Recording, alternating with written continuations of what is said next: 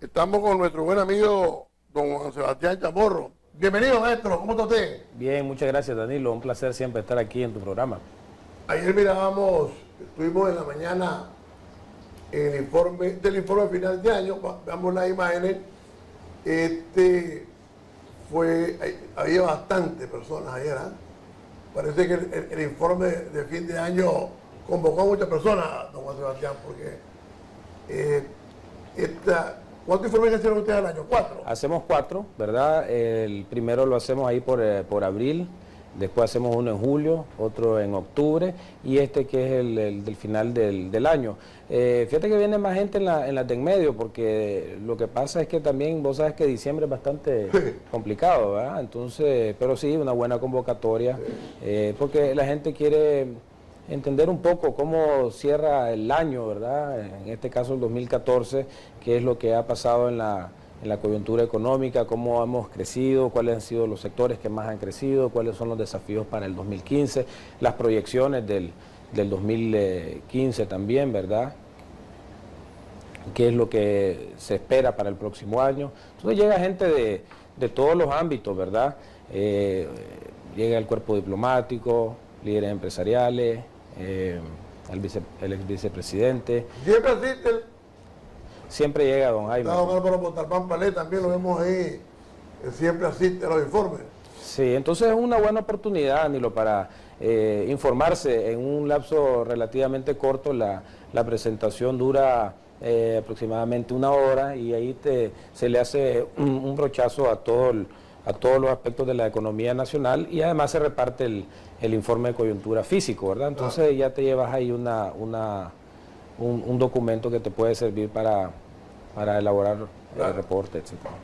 Quería comenzar, pensaba, gracias Control Master, pero viendo y analizando una cosa que estábamos comentando con Juan Sebastián, es que ha subido, por lo menos lo que indica el informe, los asegurados en el INSS.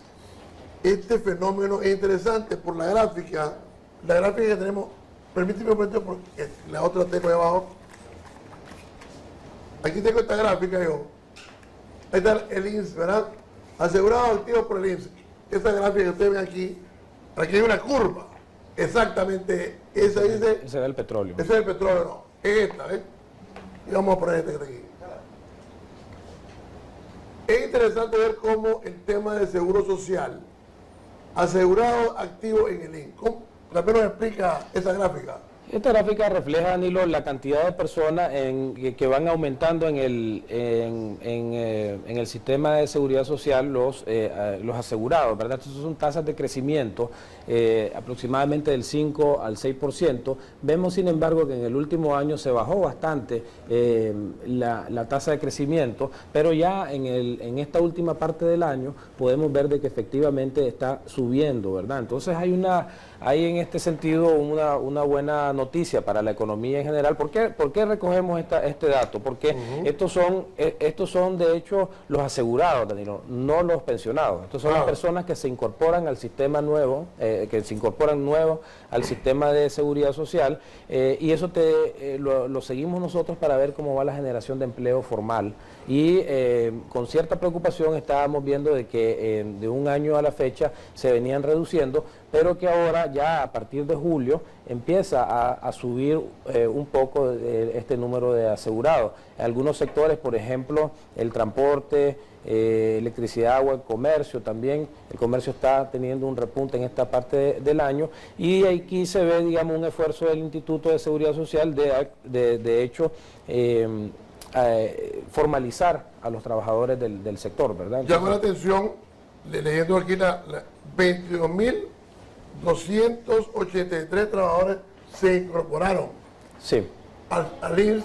Obviamente eso indica que se incorporaron también formalmente ya en empleo formal, pero estamos enteros de que se incorporen más, ¿no? Sí, ponerle por ejemplo de que se incorporan anualmente, Danilo, aproximadamente unos 120.000 jóvenes que entran a la edad para trabajar. Entonces, sí, es un número muy bueno, ¿verdad? Pero todavía hay una gran cantidad de jóvenes que todavía no están pudiendo ingresar al mercado laboral. Pero definitivamente es una buena noticia. Esto también permite ver el seguimiento de algunos sectores. Entonces, por ejemplo, en el tema de la construcción, se había sentido de que se estaba disminuyendo el número de asegurados en este sector, porque cuando uno se incorpora al Seguro Social con un empleo nuevo, uno declara en qué sector está.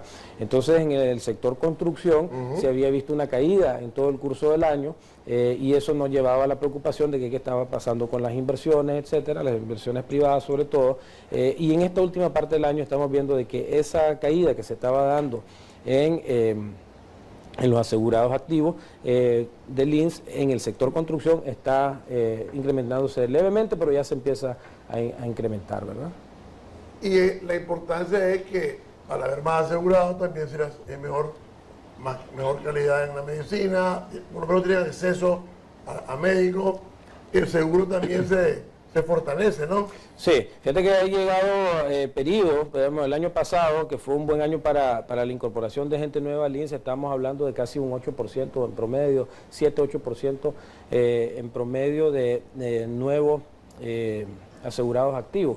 Esto es una muy buena noticia porque este es un sistema de seguridad social que depende de las cotizaciones de los asegurados activos. Las cotizaciones de los asegurados activos, los que estamos trabajando, ayudan a financiar las pensiones de los personas mayores. Y lo otro también, ¿verdad? creo que ha generado confianza es el pago que hace el gobierno, ¿verdad?, de la deuda que tenía. Y creo que eso hace que la gente le agarre confianza, ¿no? Sí, esta es una deuda bastante alta, ¿verdad?, que se va a pagar a 50 años, ¿verdad? Nosotros hicimos algunos comentarios al respecto, que hubiéramos preferido que se pagara en menos tiempo, ¿verdad? Pero lo bueno es que ya existe una ley. Esto es deuda que viene desde los 70, de cotizaciones que distintas administraciones, por distintos motivos que sean, no se han pagado, pero es un reconocimiento legal de esta deuda que se va a ir pagando en el tiempo y que ciertamente le va a ayudar a la posición financiera del Instituto Nicaragüense de Seguridad Social. Es una buena noticia. De nuevo hubiéramos querido que esto se pagara a 25 años como le prestan al Estado de Nicaragua, de los bancos de desarrollo, etcétera, ¿verdad? Ahora, ¿qué significa para el nicaragüense? Vamos a olvidar un poquito del empresario ahorita, vamos a hablar del nicaragüense. Dice que una caída significativa y prolongada del precio del petróleo tendría un efecto sobre el consumo doméstico, la inversión, la balanza comercial y el gasto de gobierno. Este es un tema que, es decir, los nicaragüenses decimos, no sentimos que baje el petróleo. ¿En qué momento cree usted que vamos a estar sintiendo en la vida real ya ese bajón del petróleo? Bueno, en primer lugar hay que decir lo siguiente, Danilo, el impacto que va a tener en la economía la reducción del precio del petróleo va a depender de cuánto tiempo se mantiene esta baja.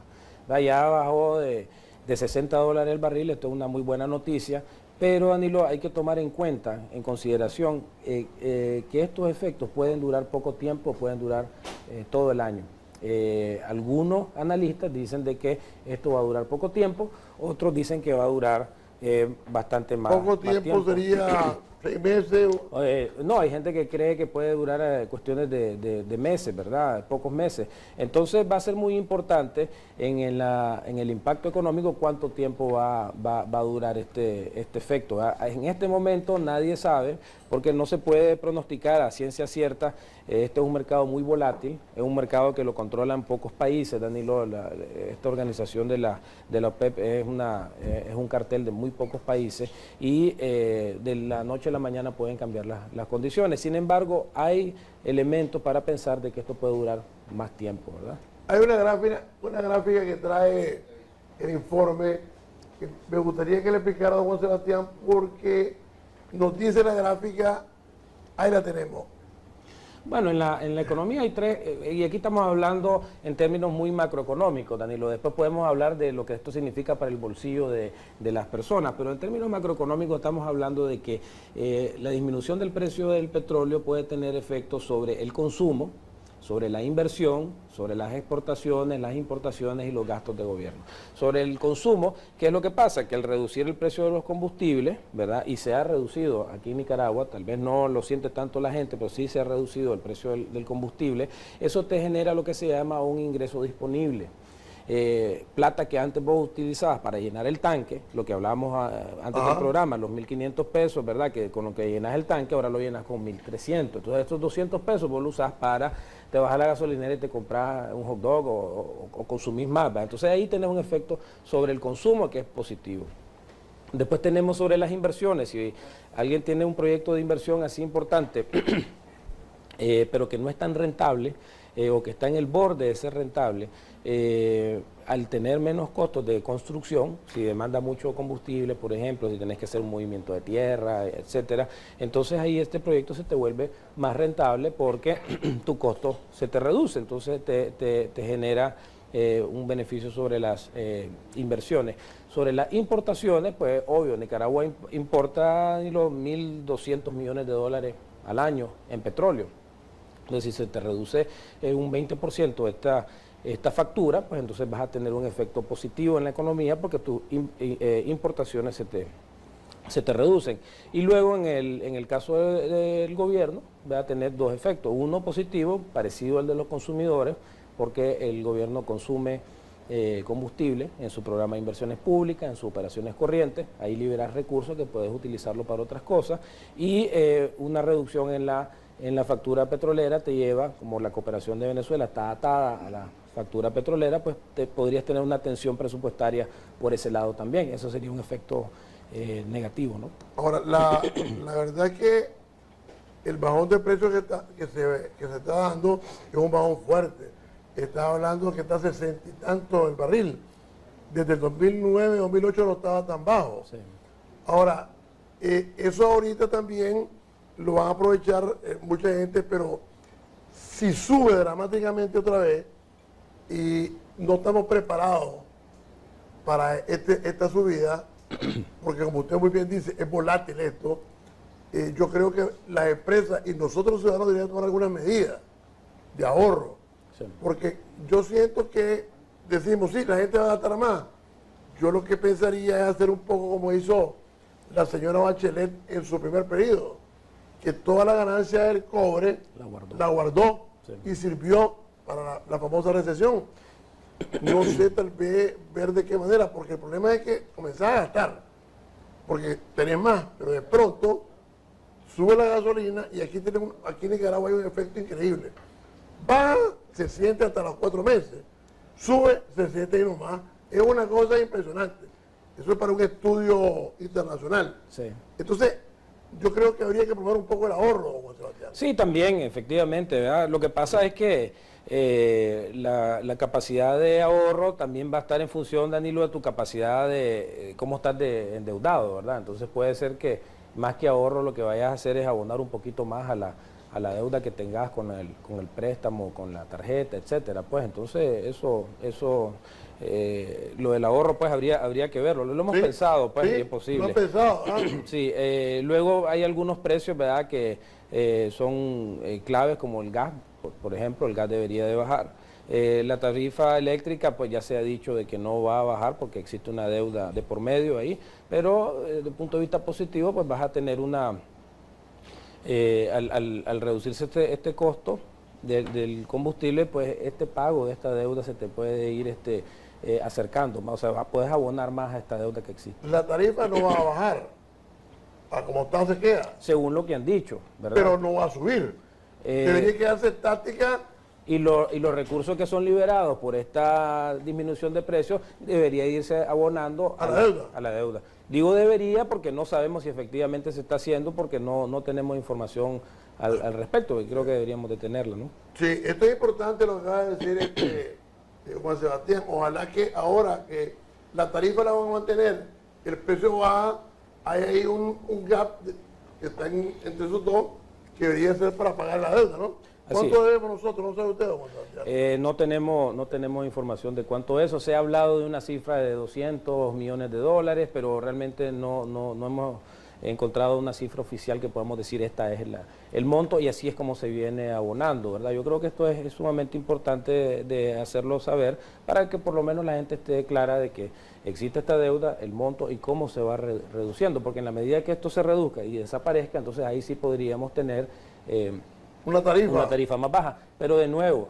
todo esto que estamos hablando pueden ser castillos en el aire. Si de repente Arabia Saudita amanece mañana y dicen vamos a reducir la producción de petróleo a nivel mundial, entonces el precio se vuelve a disparar, ¿verdad? Por eso es que tenemos que ser bastante cautelosos y en la medida que esto vaya persistiendo en el tiempo, entonces ya los efectos se van a ir viendo más fijamente. Es posible, digamos, porque lo que está pasando realmente es algo muy interesante, es la primera vez que pasa que Estados Unidos, que era un consumidor neto, o sea que importaba más de lo que producía, ahora es prácticamente autosuficiente. Entonces estás hablando que en este juego del mercado del petróleo está entrando Estados Unidos bien fuerte, ¿verdad? Con estos yacimientos en la parte norte de Estados Unidos que ha hecho que haya tambaleado a todo el mercado. Y como estas son inversiones muy fuertes, ellos no van a dejar, ¿verdad?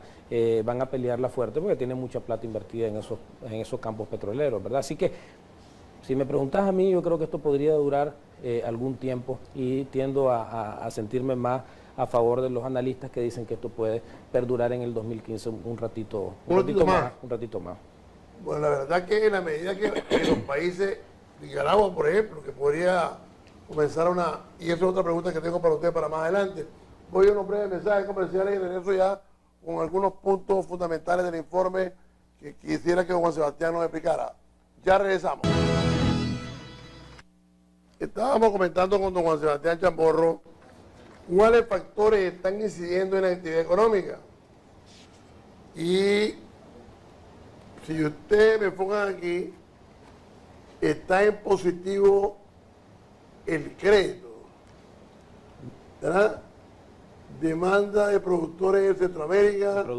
Demanda de productores en el país, demanda de los productos fuera de Centroamérica, situación de energía, costo, disponibilidad. Y aquí abajito, el entorno político 2.6, corrupción, ¿verdad? Aparece más negativo que positivo, inflación, aparentemente no tanto, ¿verdad? Y luego precio de energía eléctrica, sí, negativo, sí. Un análisis suyo rápidamente sobre estos factores. Bueno, estas son unas encuestas que nosotros realizamos a las principales empresas del país, lo venimos realizando desde el 2008 más o menos, y les hacemos unas preguntas a los empresarios sobre sus expectativas de cómo está la economía, y les preguntamos, ok, ¿cuáles son los principales problemas? Que es lo que acabas de mencionar. Llama bastante la atención que por lo menos para el grupo entrevistado, que son empresas relativamente formales y grandes, y en esto hay que tener mucho cuidado porque no estamos hablando de una encuesta a nivel nacional. Para el tema de las empresas grandes, formales o medianas, el tema del crédito no es un problema. Más bien dicen de que un aspecto positivo es que se encuentra crédito en la economía, lo cual eso es, por lo menos te está diciendo que a un sector, Danilo, de la economía, la banca está atendiendo sin ningún problema. También te están diciendo de que los productos que Nicaragua exporta, hay demanda para ellos, ¿verdad? Esto es bastante interesante porque no te está diciendo de que lo que nosotros producimos no se vende, claro, sino que tal vez lo que está pasando es que no podemos producir lo suficiente para llenar esos mercados, pero te están diciendo que en Centroamérica podés encontrar venta de esos productos y en el resto del mundo también. Entonces, hay gusto por la producción de Nicaragua en los mercados externos. Yéndonos hacia el lado negativo, los aspectos negativos que sostienen los empresarios, el costo de la energía eléctrica, te lo mencionan como una de las tres principales causas. Sí. El entorno político que había desaparecido del número 1, fíjate, y en los últimos 2 informes de coyuntura... está en negativo totalmente. Sí, y es la causa... Esto es importante que nos sirve para todos, reflexionemos, ¿no? El entorno político está en 92 negativo. Ahí tenemos que ver, Danilo, que estas encuestas se vienen realizando posterior a los atentados del 19 de julio, ¿verdad? De los buses. Entonces tal vez ese evento influyó en eso también, ¿verdad? Pero no estaba el entorno político como la causa número uno negativa anteriormente. Permítame, por favor, y me llama la atención, corrupción. Aquí lo vemos, corrupción, 71%, pues, ¿verdad? Abarca la corrupción. O sea que este es un problema que los empresarios están sintiendo muy fuerte. Así es. Efectivamente, este es un elemento que sí ha permanecido relativamente constante desde que venimos haciendo estas encuestas desde hace años, ¿verdad? Y me llama la atención que sigue subiendo la confianza en el Poder Judicial. Ese es un dato muy importante que vemos aquí y que nos alegra muchísimo, que el Poder Judicial dice grado de confianza en el sistema judicial para la empresa. Vean ustedes, aquí estaba en 44, subió a 47. Sí, bueno, por otro lado, sin embargo, hay que tomar en cuenta que el peso todavía de los que tienen una percepción negativa es mayor que la positiva, ¿verdad? Claro. No es que la mayoría está diciendo que el sistema está bien, sino que ha cambiado una percepción de muy negativa. Hay 53 negativos y 47. Todavía el peso es más hacia en contra, pero si te fijas, en el 2010 que estaba... vean cómo ha subido. 2010 era impresionante. Y aquí ha ido mejorando, ¿verdad? Se siente la mano ahí de la magistrada presidente y otros magistrados que han estado poniendo el orden, parece, en muchos lugares, ¿no? Porque venir de menos 98 a subir hasta 47 es bastante. Sí, es bastante, ¿verdad? Y de nuevo esa es la percepción de los empresarios y obviamente es positivo, ¿verdad? Vean este clima de inversión. La tendencia es a mejorar. Veníamos de una negativa y ha ido mejorando, ¿no? Aquí bajó un poquito, pero bueno. Bajó un poquito en el último periodo, ahorita en noviembre que hicimos la encuesta, pero puede ser un cambio simplemente estadístico. Ahora, hay que tomar en cuenta, Danilo, también que realizamos encuestas, en este informe no las incluimos, pero también hacemos encuestas a los consumidores. Correcto. La percepción de los consumidores, por lo general, no es tan positiva como el caso de los empresarios.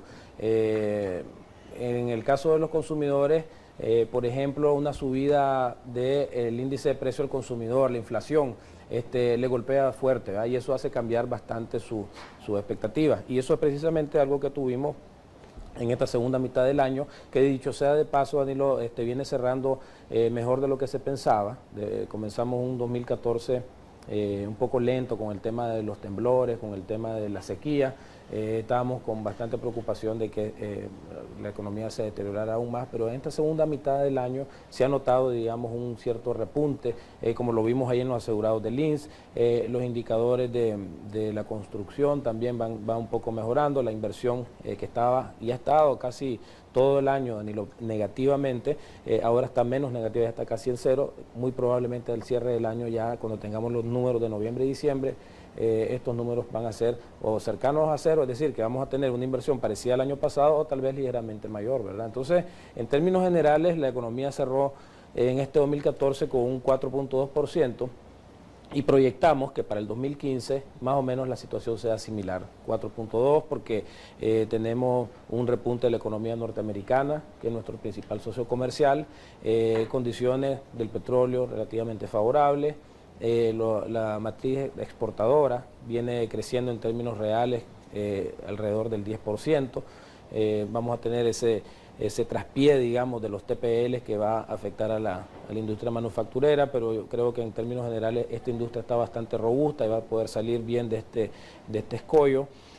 Tal manera que hay condiciones relativamente favorables para el 2015 y no estamos incluyendo los megaproyectos, porque no tenemos información sobre ellos, pero de construirse Tumarín, por ejemplo, una inversión de 1.200 millones, esto tendría un impacto sobre el crecimiento económico y tenemos alguna información ahí que ya están empezando a pagar indemnizaciones y habría que ver pues si este proyecto que es de suma importancia arranca, entonces estos números van a tener que ser revisados hacia arriba en términos de crecimiento. En estos 4 minutos que me quedan, quisiera escuchar su comentario. Ayer escuchaba una entrevista que le hacían en CNN al expresidente Bill Clinton y él decía que en estos últimos 20 años ha habido un crecimiento en América Latina muy bueno, pero que no había sido compartido por todos los estratos sociales ni por todos los países.